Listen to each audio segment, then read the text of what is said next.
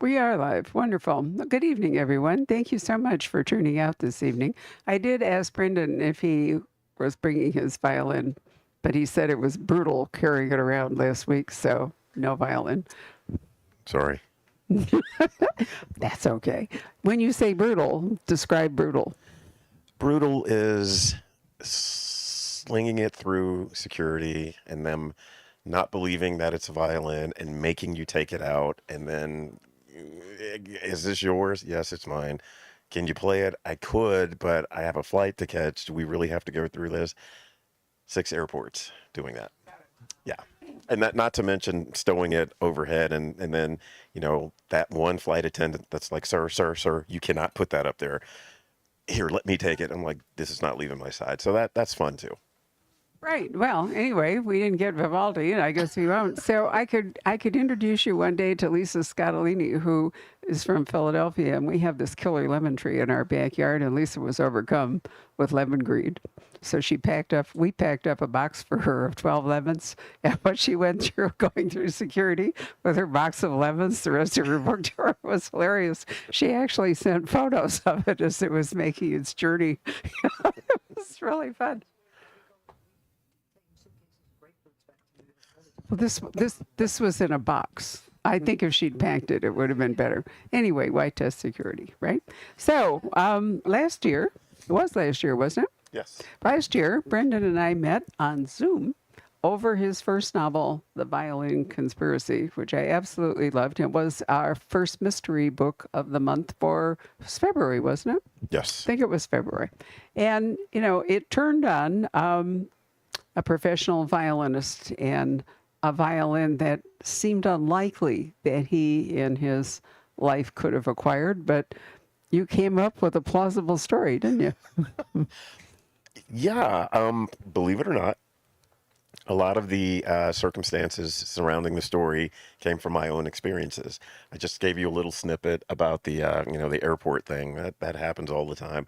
The actual theft was real. It happened my senior year of high school. My violin was stolen. The instances that Ray, the protagonist, experienced, the wedding scene, that was real. The Baton Rouge scene, that was real. Happened summer of 2000. The only thing that was fictionalized was the Ray going to Moscow to compete in the Tchaikovsky competition. Had I started when I was 4 instead of 9, that would have been me too. But yeah, I was a grandpa when I started.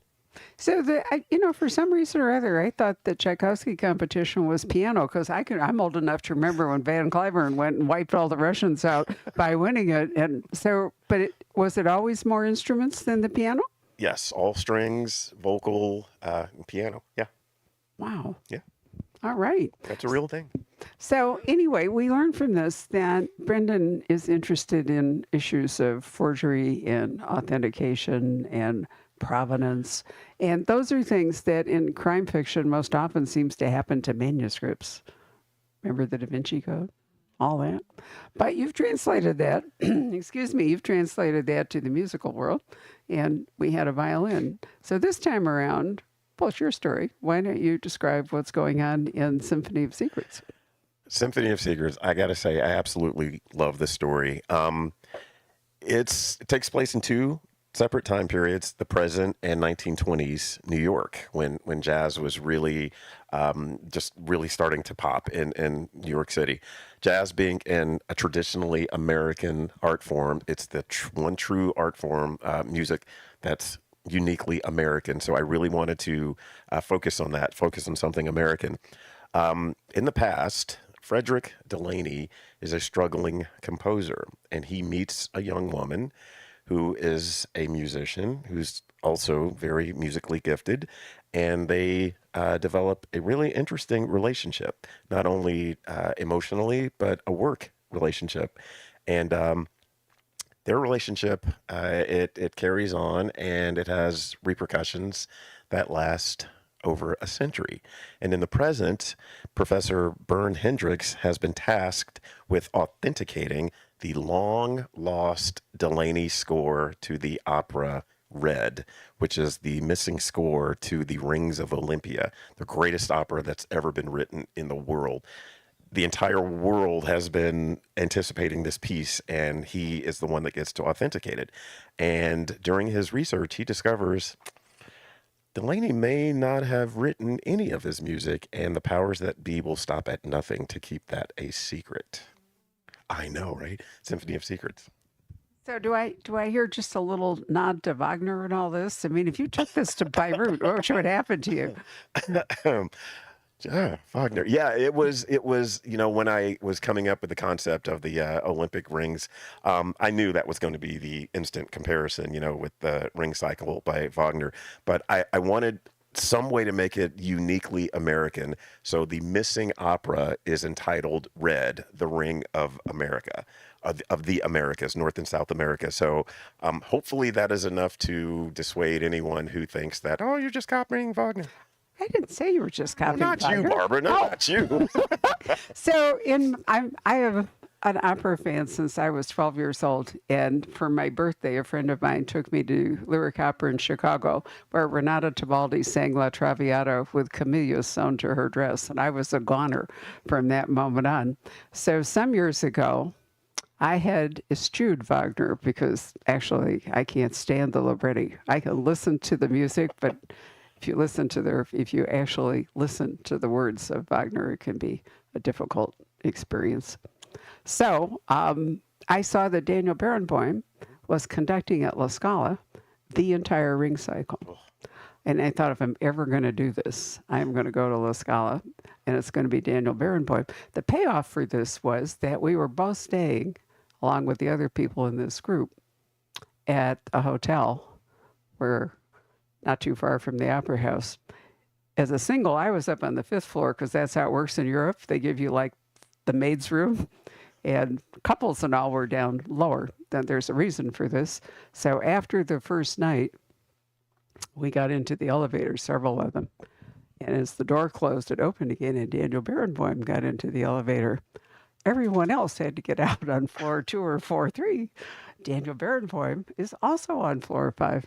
So he asked people, it was a very slow elevator, why they were there, and they gave him various reasons.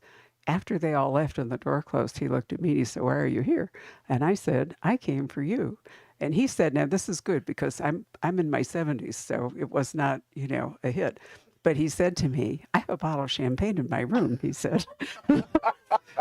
He did, really. And so we went down and talked about Wagner, and I made it clear to him that I was okay with it unless the libretto was translated into English, because my German's not that good. But anyway, so I'm not a big Wagner fan. Wow. Okay? Right. Thank you, ladies and gentlemen. I'll be seeing you guys. I just wanted to disclaim the whole thing. He was actually a very nice man. And if you recall the Trout Quintet, which was possibly the greatest performance ever of the Schubert, and he was married to Jacqueline Dupre, who was considered the finest cellist of her generation. And she died tragically of, what did she have? It was a neuro, and anyway, and Subin Mega was, and I had fortunately been in New York and attended the Trout. So that was kind of the reason I wanted to see him. And that's what we talked about. We didn't talk about Wagner. We talked about the Trout. Amazing. Okay. Absolutely amazing. But Freddie Delaney did some good stuff too. No, I really love the Olympic rings. I thought that was a brilliant idea to. So describe why you decided to do the opera cycle, because it's a cycle like the ring. Again, like I mentioned, I wanted something uniquely American. European culture, music-wise, is so rich, and it's got a huge history. America is not a very old country. So one thing that would be uniquely American would be anything that has to do with jazz. And in this particular opera, Red, it was supposed to, the original opera that was lost for 150 years, it was supposed to integrate not only jazz, but spirituals, every art form that American music had produced up until the 1920s. So it was supposed to be the biggest thing the world had ever seen. And I really wanted it to focus on America. And with the red ring, the Ring of Americas, it would even include Native American and South American music. So it was, I mean, the hype was huge. It was the biggest thing coming, and I was like, I got to go with this. This is the greatest thing in the world. I want to hear this opera. But unfortunately, it was lost. So were you ever tempted to write like, I mean, a lot of times people do that in books. Were you ever tempted to like, have a little aria or, whatever in the book? There are actually a couple of songs from the opera that I had to do lyrics for, and I got to tell you, some of them are pretty good. I'm looking at these lyrics. I was like, I should write this.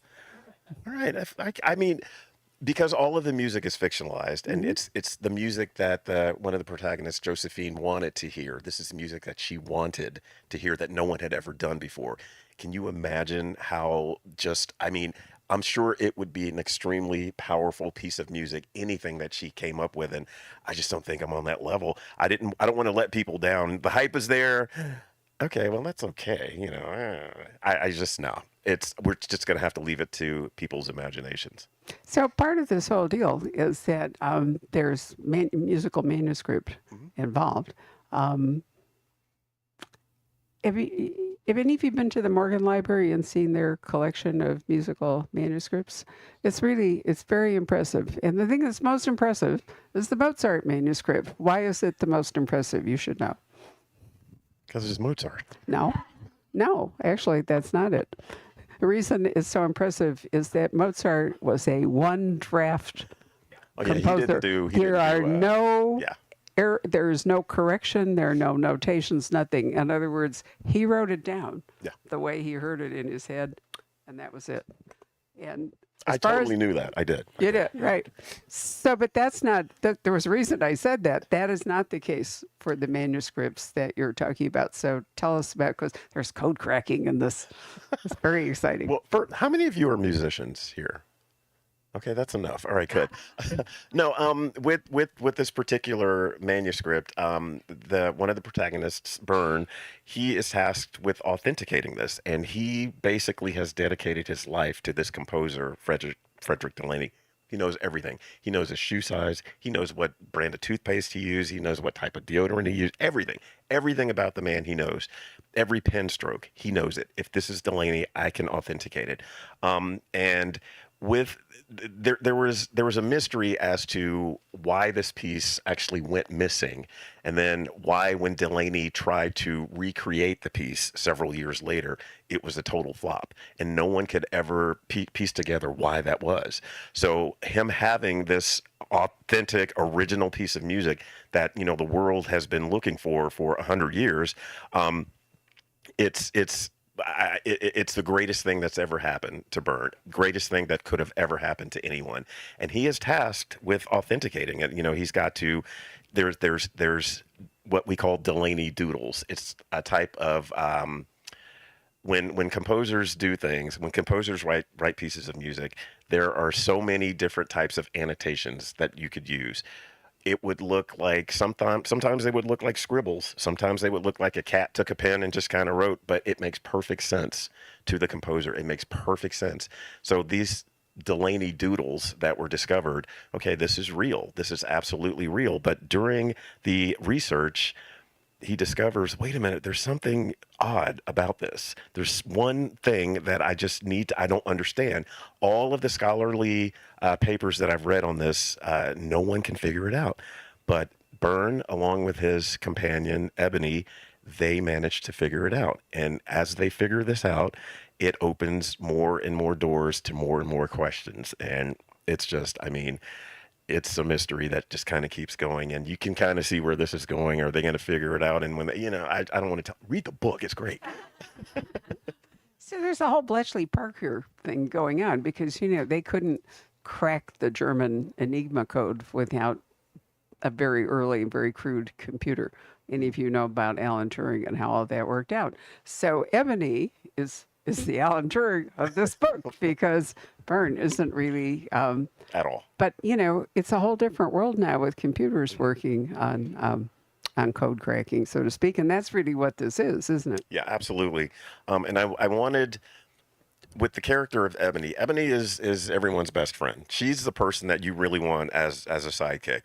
Not only is she brilliant, but she has a tendency to bring out the best in people, I think. People's hidden, she's very uninhibited and she will say whatever she needs to say to get things done. And she's just brilliant. People forget that. So with her computer skills and just being a genius in general, and you couple that with being a computer genius, okay, if anyone's going to be able to figure it out, scholars for hundreds of years have not been able to figure this out. She's going to be able to do it. So That's pretty exciting. Byrne has an additional obligation to Delaney based upon his own childhood and education. So you want to tell us about that, because that's right up front. It's not a spoiler. Oh, absolutely. You guys have heard the saying, never meet your heroes? You mean like right now? I hope not. I don't hero. You're my hero. I'm so happy I got to meet you. I like you. No, with Byrne is enamored with Frederick Delaney because he basically, the Delaney Foundation saved his life. He was a poor kid who had zero opportunity to get out of the situation that he was in. The Delaney Foundation basically sent him to college, taught him everything that he knows. He is now a PhD. He's a professor teaching, at a college, all because of the Delaney Foundation and everything that they did for him. So you can imagine, having to discover that the person you owe your livelihood to, you owe your life to, is not the person that you thought they were. And having to reconcile with that is just, it's tough for him. And he, I think he does what any normal sane person would do. You fight it, you deny it, you try to justify it. His behavior's got to be justified, and he tries. I think that's a normal response, I would think. If I ever met one of my heroes, which actually I have, I'm not going to tell you who it is because you probably know him, but he was actually cool. I'm glad I met him. Not Daniel Barenboim, no. But it all turns out, right? So, but not only did the foundation educate our guy, but it's it's like Juilliard, essentially. I keep making comparisons, but it is like Juilliard, right? So it's doing all kinds of really good work, with the funds, with the money rolling in from all the royalties and so forth. What a good thing AI wasn't really getting going. That's another whole book, isn't it? It is. That'll be next year. Seriously, I think for musicians, AI can be a real challenge. Yeah, I agree. I don't know a great deal about AI, but I'm going to have to educate myself because, I've had people submit things to me to read, and it's like, yeah, you didn't write this, and what do you do? What do you say? And with the music collaborations that go on, anyone can do anything and say that, oh, it's scary, but it's fascinating at the same time. And, is AI going to put writers out of business? No, I don't think AI is going to put writers out. Dave Barry and I went out for drinks after his event last night, and one of the things we both agreed on is that AI can't really produce a sense of humor. So, it can do other things. It's going to be fine for fan fiction. It's going to be difficult if people who write fan fiction try to monetize it, because then it really becomes a problem for an author. But otherwise, it's just... So I don't need to worry. Fan fiction. But, well, I'm not going there. But for music... Barbara is brutal today, isn't she? No, I'm not. I'm having a good time. We did this when we were doing it on Zoom. Totally, it's not any different live, right? It just hits a little harder in person. Right. But, AI, I can see, can be a more fearsome problem in the musical world where, there is a sense of humor, but nonetheless. Right. And I do think that's going to be something that the whole music world's going to have to figure out. Yeah, it's coming. It's definitely coming. Right. So what else would you like to say about your book? It's really good. It's a story, in my opinion, I'm a musician, but I don't think you have to be a musician to understand or to appreciate it. The message, the underlying message, is basically giving a voice to the voiceless. And I feature a character who is neurodivergent. Not only is she neurodivergent, but she's a black woman in the 1920s. So she's got three things going against her. And she's basically invisible. And I want people to actually see people. I want people to listen to people, like what happens in the story. Um, you know, Oftentimes we judge people by their appearance, by their accent, by their zip code, by their bank account, and we don't truly see people. What I want you guys to take from the story is the ability. I'm going to actually look at people and their accomplishments as opposed to their attire. So it's a fantastic story. It's filled. You'll learn something about music. You'll learn something about people. And I will say, the road to hell is paved in good intentions. It has never been more true than in this story, I think. And Freddie, one of the protagonists, every decision that he makes, truly in his head, is the right decision. He's doing it for the right reason. It might not have the outcome that he wants, but in his head, he's justifying it. It's for a good reason. So, what brought you to writing mystery, crime fiction, from your background in music? I have been a huge mystery guy since I can remember, since I started reading. Agatha Christie is one of my favorite writers. Murder on the Orient Express is the first mystery I read cover to cover, and I was pissed because I could not figure out who did it.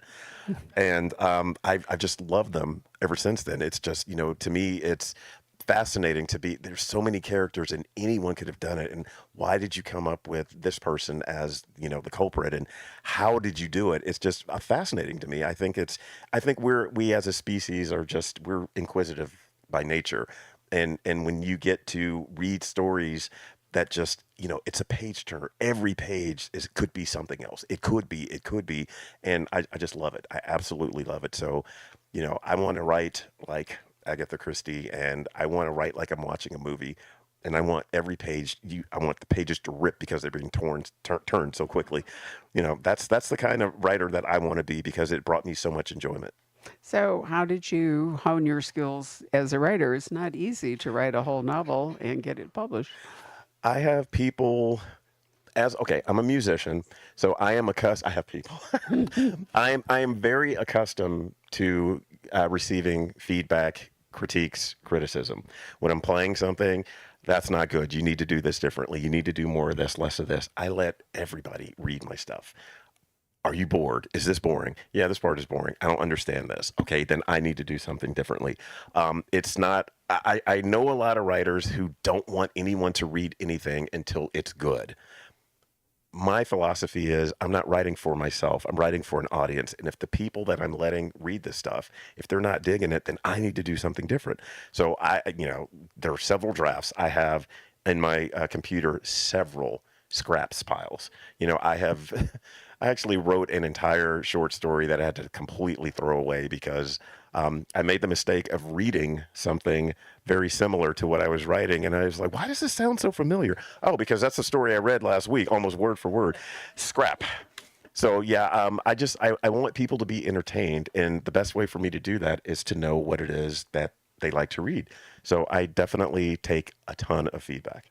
How are you going to balance your musical career with writing? Haven't figured that out yet. I'm actually, I had to give up my seat in the symphony that I was playing in. I was a concertmaster for a symphony, and I was just out of town so much and missing rehearsals that I couldn't do it, which is not cool because I really do miss playing. And I'm playing in a string quartet right now, which I can't play in because I'm missing rehearsals. 'Cause you're right here. As I'm here, yeah. So I'm doing a lot more conducting. I'm going to conduct on a concert on June 24th. I know I said January, but yeah, the balance is tough. And my violin usually sits out, so I can just pick it up whenever I get a chance. And even if I can play for 10 minutes, it's at least me playing. I can't stop. The reason I'm here is because of my violin, and I don't ever want to give that up.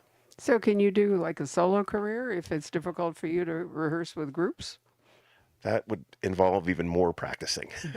Well, And yeah, but you could do it on your own time as opposed to the schedule that somebody else has drafted. I could, but I love playing with people. I Ah. love making music with people. And, don't get me wrong, it's great playing the solo stuff, but when you're playing with people that you enjoy and music it just takes it to a whole new level. And I miss that. And that's what I want to be doing. And, I'm sure I'll be able to fit it in somehow, somewhere. You can see my fingernails are way too long to be playing violin. I haven't practiced. I know. Sorry, don't look. So are you, I mean, I find it interesting that you're so drawn. It's hard, there aren't that many, Patrick, you can correct me on this because you probably remember more. There isn't a lot of crime fiction centered in the music world, is there?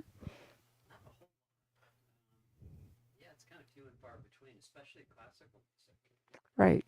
So approaching it from the way you would maybe talk about a painting or a book, the same issues, I think is what is really working so well for you because you don't, as you say, you don't have to know anything about music. You don't have to know anything about art to read Daniel Silva, for example, who I will pause and say will be here on July 22nd with his new book. And going blank. What's it? Gabriel. Gabriel has gone back to art. He's not. He left the Israeli Secret Service. He aged out, and now he's back to doing what he was doing when we first met him, which was restoring art and doing all that kind of thing. And so you don't have to be a spy to read Daniel Silva, and you don't have to be, you know, familiar with the world of music in order to read your two books because the issues are Right. the same. And I really wanted to initially when I wrote the Violin Conspiracy, it was all technical. If you were a musician, you loved it because it was all the term everything.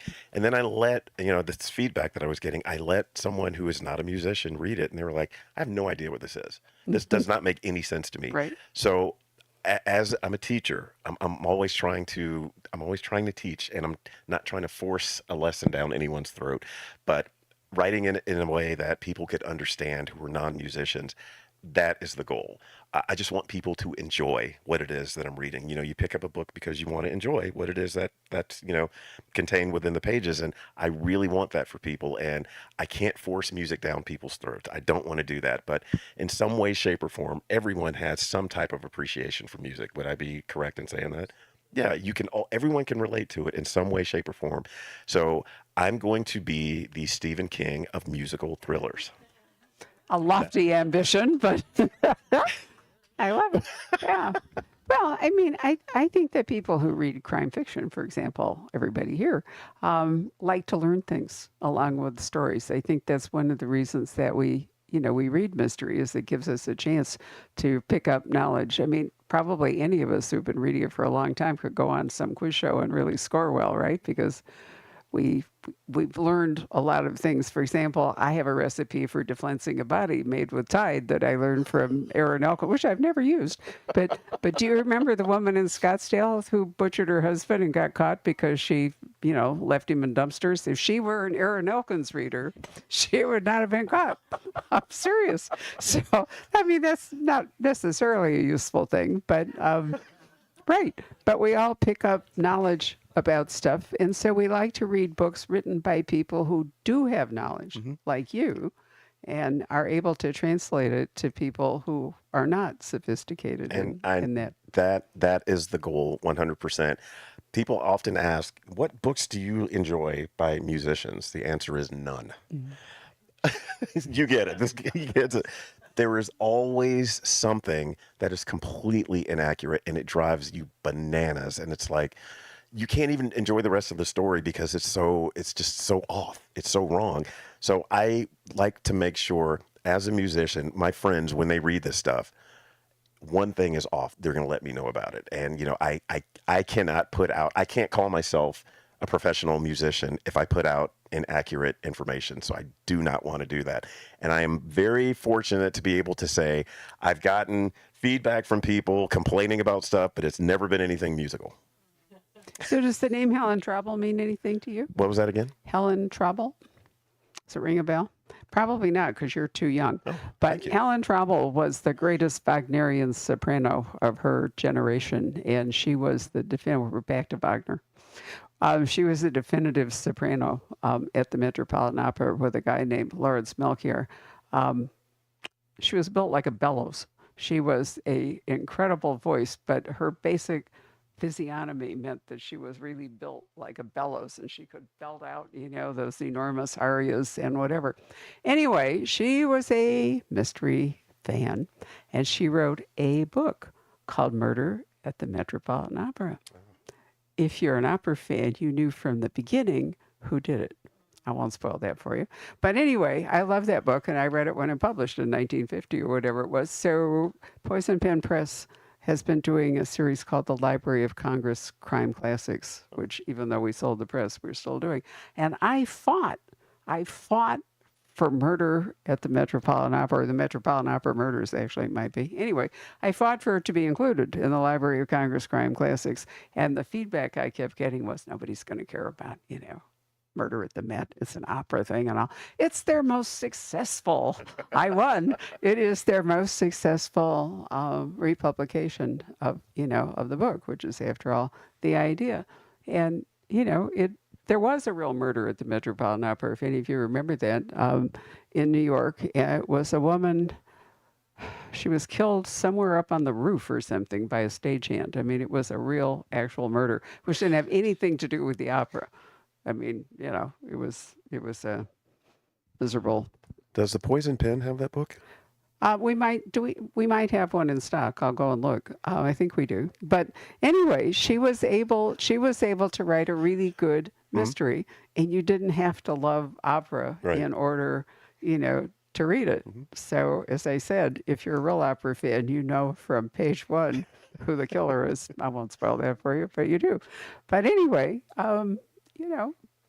people loved it. So it is possible for you to do exactly what you're doing. Oh, it's going to happen. But she, too, was a person who really knew the world she was writing about. And so it feels authentic. It is authentic. Right. I was given really good advice. Write what you know and write honestly. And, my first effort was a science fiction book. And I was told pretty harshly, you are not a science fiction writer. Write what you know. I said, okay. So it's been music centered ever since, and it seems to be working, so I'm going to stick with it. Excellent. So if you're sticking with it, is there going to be another book? There's going to be 2 more books. Oh, yay. I know, right? I know. I'm really excited to, once I get home, I've been on tour for a number of weeks now, and I'm tired. So when I get home and rested and sleep in my own bed for more than one day, I'm going to start writing my next book, which will involve a cellist and witness protection. Ooh. I know. It's going to be awesome. I can't wait. I'm really excited to start writing this book. Think of the possibilities of concealing a body in a cello case. And if they don't check it at TSA, you're good. I love it. Getting that violin through security was hard. Ugh, well, at least nobody will expect you to travel with a cello. Definitely not. And I'm excited about this book because with the Violin Conspiracy, there is a playlist. All the pieces are some of my favorite pieces and some standard pieces of repertoire for the instrument. But for Symphony of Secrets, every piece of music is fictional. So people ask me, where's the playlist for this book? I haven't written it yet, so I'm not going to, sorry about that. But this next book, I promise you, if you're a fan of the cello, I'm going to introduce you to music you never would have imagined. Some standard classics, some pieces that I had no idea this even existed, and you're going to love it. You will love it. I guarantee it. I think that's great. Maybe for the paperback edition, you can actually write the opera. Read. So, does anyone have any questions? Yeah, we've established that's not going to work out. Indeed, it is time for... Yes, sir. Oh. Your brain is so filled with accurate music history. Oh. That's unbelievable to me. And to your point, Violin Conspiracy, I've been to a lot of the places that you mentioned in New York, and you described them to a T. The violin place with the huge safe with the violins and all of that. I just started reading Symphony of Secrets. Mm-hmm. I love it. Clara Schumann comes to mind. Yeah. Clara Schumann, whose husband, Robert Schumann, very famous, and he maybe put his name to some of her works, told her, don't publish under your name, I'll take care of it. Is that you obviously got inspiration from everywhere. Okay, Eric Satie had the Right. Eric Satie losing the score. Right. He came home drunk, fell behind the piano, and that score was dead. How much did Clara Schumann play in this? She was actually, when I was coming up with the concept, she was one of the first people. You know, it's like, you know, that's common knowledge that, you know, she had written pieces that were published by her husband. So she definitely came to mind. Maybe not to that extent. It was one of those things, one of those stories that I really wanted people to pay attention to, because people are taking credit for other people's work, even though they were husband and wife. You know, it happens all the time, and it's even happening now in the 21st century. And I really wanted to bring that to people's attention. You know, there are tons of pieces of music that we listen to that we attribute to one composer, and they had nothing to do with it. So, and thank you so much for that comment about the music history stuff. And, you know, some of it is in my brain, some of it is Google, some of it is Bing, some of it is Yahoo search. But Just a follow-up question. Have you gotten pushback from people in the classical music world? I know classical music world is very small, extremely prejudiced. They didn't let women play Mhm. the Philharmonic until the 60s. right. And people are very egotistical about what they do. Mhm. Extremely egotistical. Have you gotten pushback from those people? I have not. I've actually gotten a lot of thanks from musicians who say, "Thank you for, you know, putting these stories out there. These stories are I've lived these stories," and you know, people would just say, "That's not true," or "You're misunderstanding," and thank you for.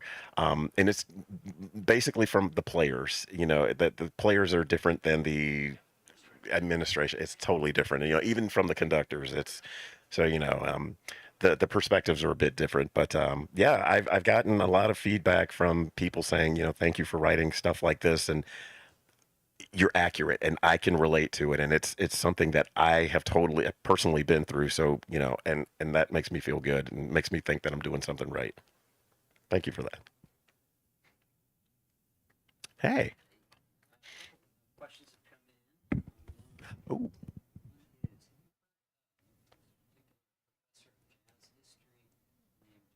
Carlton E. Hester. I've heard the name. Yes. Yeah. Let's see here. Sharon would like to know what living composer. Let's see, this is a difficult. What living composer would you like to write the music you write about in this book? Having tough time parsing. That is a great question. I hate to say a living composer, because one of my absolute favorite contemporary composers was James Horner. And his early stuff, everyone knows Titanic, you know, that whatever.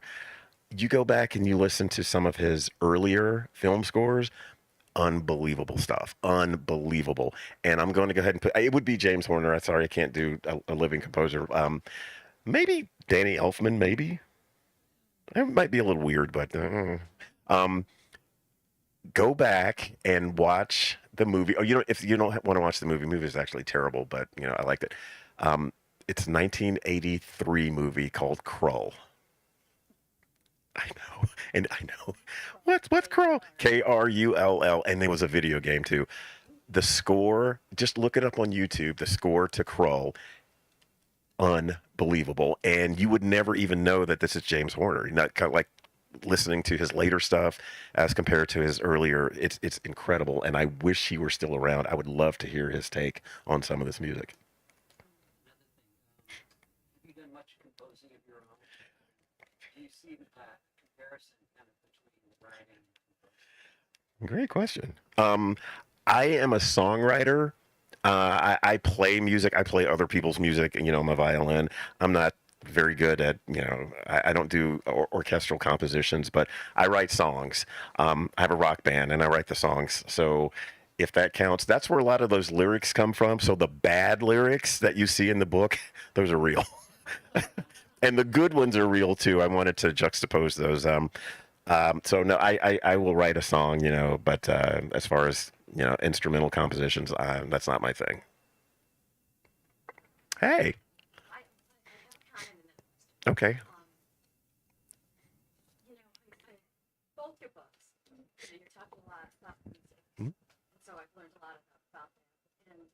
just have so much in the book, you know, so it's a mystery and everything, but the social justice aspect in both of them.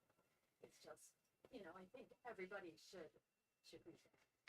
And we went to see the movie Chevalier, I haven't seen it yet. Don't spoil it. but it reminds me a lot of this book, Mhm. you know. I wrote this first. Yeah. Let's be real, you know. Like, Yeah. Yeah. Yeah. Maybe it was AI at work. Yeah. You know, music has disappeared, etc. Right.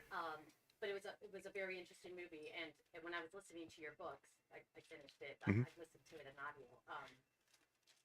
You know, it reminded me a little bit about Chevalier as well. Mhm. Has there been any talk of either of your books being made into movies?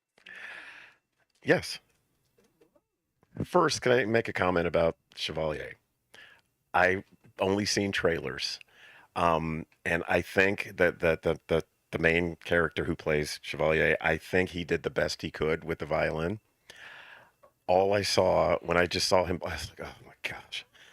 Why couldn't they just cut to someone who was really playing? It was driving me insane, but he was.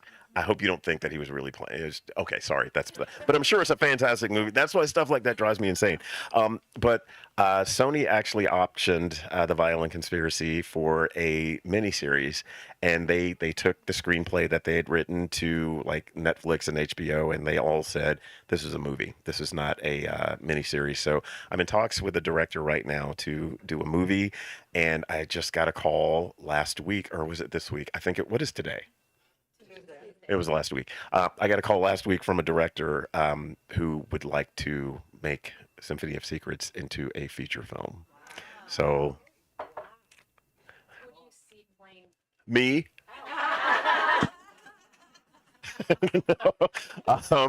For no. I for Violin Conspiracy, I would play old Ray at the end, old Ray. But there is a young man who plays violin. His name is Austin Gooseby. Is it Austin? Randall Gooseby. You're that close. Yeah, Randall and Austin. I don't know. He plays violin and he looks like me when I was younger. That guy. He would be perfect. And I think that it should be a musician cast in the lead, not an actor, because a musician who looks like me will have experienced some of these things, and I think it will just add a layer of realism. But for Symphony of Secrets, Freddie Delaney is Ryan Gosling. I had him in mind. He was in my head as I was writing his character. And Josephine is Kerry Washington. And Byrne and Ebony, I haven't figured out yet, but they've got to have great chemistry, you know, because the relationship between Byrne and Ebony is just fun. So, yeah, not quite sure. I don't think I can. I just want a cameo in one of them, just walk past. That's all I want. I know, right? Do you listen to music when you write? Absolutely not. Absolutely not. No. Oh, my gosh, I can't. I tried. I'm constantly analyzing it, constantly. The violins are sharp here. I need more viola. The flute is just, can you play that an octave higher? Always. I thought maybe you say anything but classical, but not at all. You know what I put on in the background? I put on reruns. As I was writing these two books, I'm embarrassed to say, actually, I'm not embarrassed. I'm proud of it. Reruns of Three's Company and Alice. There are 2 channels on Pluto TV. I don't know if you guys get Pluto TV. There's a Three's Company channel, and I've seen every episode 100 times, and it's just mindless noise. I have to have it going on in the background, either that or the news, but I can't do music. I can't. You find yourself typing different. I actually stop and look at because I've seen all the episodes, so I will stop. All right, that was funny, and then I get, but yeah, no music. Hey. So as a trained musician, obviously a very creative, a teacher, how does that inform your writing process? It totally shapes everything that I do. I'm an outliner. I look at things in terms of a piece of music. There's an overture. There's an introduction. There's a middle section. There's a finale. That's how I like to structure things, and it makes perfect sense to me. And to me, literature is art. When I'm playing a piece of music, I can play the same 5 notes 100 different ways. And if I'm trying to write something, I write something and I throw it away and I write something else until it feels right. And that's the beauty of being able to do that. It's not, I'll write one thing and say, okay, this is the greatest thing I've ever written. I'm totally okay with, seeing how far I can push it. What can I do differently? Can I, nuance this just a little bit more? And yeah, it totally, I need the two. I don't think I would be able to write if I were not a musician. Thank you. I like your necklace. Hey.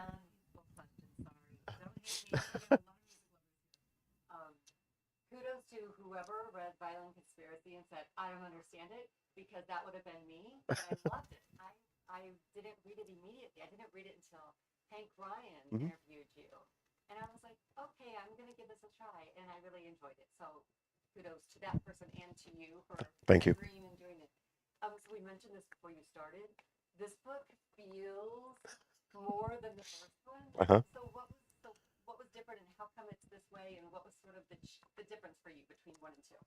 Believe it or not, that's a great question. Believe it or not, for Violin Conspiracy, that was easy for me to write. It was, those are stories, that story I've been carrying around since I was 9 years old. The day I picked up my violin, I would have written that book regardless. COVID really helped push me to write that story because I was doing nothing. But I would have written it regardless. But with Symphony of Secrets, I was terrified of this book. And when I tell you, I worked my butt off to make it. I talked to so many experienced authors who all said the exact same thing. The second book is the hardest. That sophomore book is just what it is. And I took that to heart. Everyone, they know more than I do. So, and it was really difficult for me to write. It was really, really hard. And I hated every word. So I'm not even kidding. I hated it. So as I was writing it, I was so incredibly meticulous about making sure that everything made sense.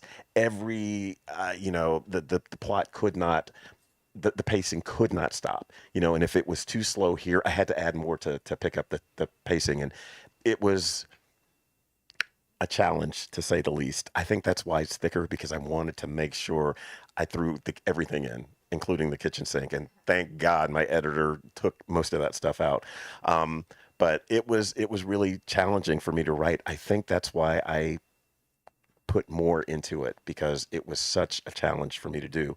And I got to say, I did not read it. I did not think about it. I didn't even say the title for like 6 months. I thought I'd failed with this book because, it was not the Violin Conspiracy. So, and then I read it 6 months later and I'm like, who wrote this? Did I do this? I love this story. Now I like it even more than the Violin Conspiracy, but I think I was extra meticulous about everything. And that's probably why it's a little more hefty. And I didn't notice that until I got my copy. I was like, whoa, it's a little thick here. Okay, yeah. Sorry, I didn't mean to make your Kindle heavy. That was really good. I appreciate that. Thank you. Oh, you look like you have a question. Yeah, sure you do. Have you read that book? No. No? Are you going Looking to? forward Oh, awesome.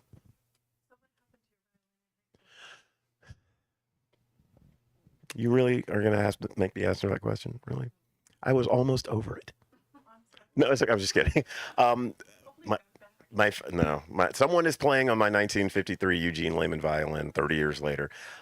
We went on a family trip to an amusement park, like for Friday and Saturday. We get back Saturday night. I don't know if you've ever had your home invaded, but you walk in, the instant, the second that you walk in that something is amiss. I didn't pay any attention to the furniture thrown over or the appliances that were not there, or the TV that was gone. I went straight to my hiding spot underneath my bed. I looked, wasn't there. I looked again, wasn't there.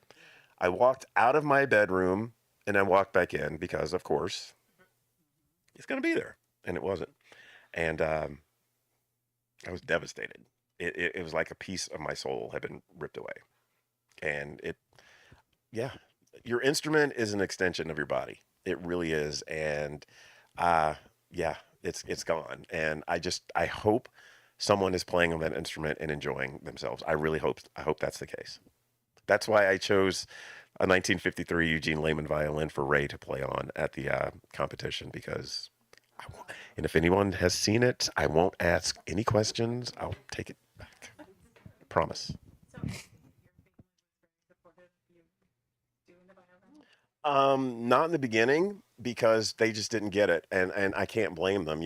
I'm this black kid who wants to play violin. No one had ever seen this before. I was the only one in my school that played the violin, and people didn't understand it.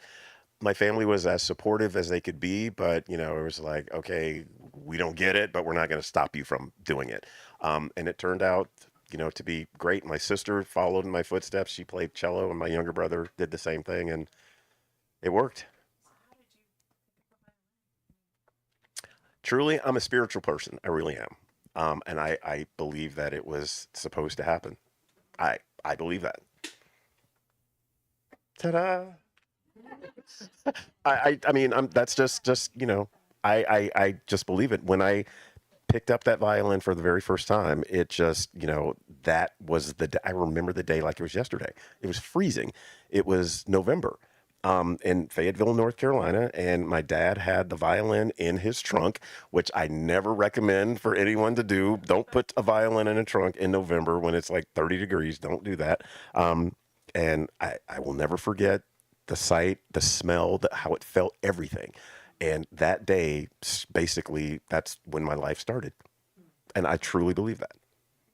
Sorry, but I think the larger question was, why did your dad have the violin and put it in the trunk?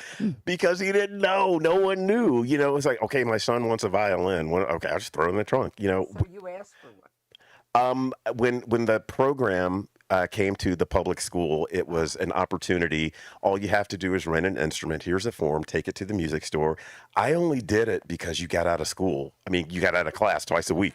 That's the only reason I wanted to do it. Okay. I was like, I'll get out of class. But when I saw it and I touched it and it changed my life. I knew that day. It was Sorry, not skies of ash, but yeah. I'm really interested in the fact that you are going to be doing some conducting because there are some amazing stories about conductors. Right. And I mean, it seems to me that could be the basis of a really interesting story at some point. Maybe book 4? Well, no, I mean, Donald, do you remember, any of you read Donna Leon's first book? Is it Death at La Fenice? Right. So she's a dedicated opera fan and the whole bit. But her first book was in fact about a composer and in Venice at La Fenice. And she hasn't written anything like it since. But it was a really interesting look at the world of composers. Yeah, I mean, it's once I run out of instruments, it's probably going to be next. I still have to go through all the strings and Sure. the piano. No, and, I only thought of it because you said you were going to be doing some conducting. Yeah, that's going to be my main musical outlet because I just don't have time to rehearse with everyone to play. So yeah, and I'm a decent conductor, and I've conducted groups before and I like it. It's fun. It's how I can contribute and get my creative outlet musically. Wow, you have a rich life and a richer life coming, apparently, because now he can also be in the movies. Wow. So Cameo. I love it. So sorry. Hi. Hi. So there's a group of us that's here because you called into our book club on Zoom. I remember, yes. And we're big fans of Violin Conspiracy, and we wanted to come and support you in this new book. But we also talked about you going to the Musical Instrument Museum when you came, and I was curious if you were able to do that. Actually, no. But I'm planning on actually coming back this summer. When you're on tour, well, I mean, I like the In the heat. Musical Instrument Museum, it'll be okay. It'll be air conditioned, hopefully. I like the heat. I like the heat. I do. I like the sweat. When you're on tour, you don't get a lot of downtime, and I'm constantly running back. Like, I think I had 2 hours yesterday to just, I went and got food and then I came back and took a shower, of course. And, but I'm going to come back when I actually have time to visit the city and take in all of its glory. So I'll be able to do that. I'm really looking forward to it. Yeah. See, I think I'm there. I'm here. Yeah, it is. It is wonderful. If any of you have all of you been there? Right. And the origin story of it's really kind of interesting. It was not the person who got it together was not a person you would necessarily have expected to do that. But it's really indeed, and they have great shows. I'm looking forward to it. Yeah, the guitar show they had some time ago. Did you get to that, Patrick? It was amazing, wasn't it? Yeah. Yeah. Oh. No, and they do have an auditorium. They do some really interesting programming. Maybe you could get yourself a performing gig. That would mean that I'd have to practice. Oh, sorry, can't be an anonymous tourist. But I'm looking forward to coming back to experience it. And yeah, that's definitely on my list. Wonderful. Well, it's great that you all. So tell me how this worked. What happened with the Zoom?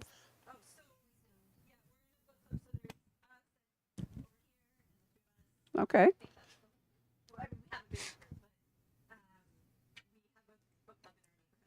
Okay.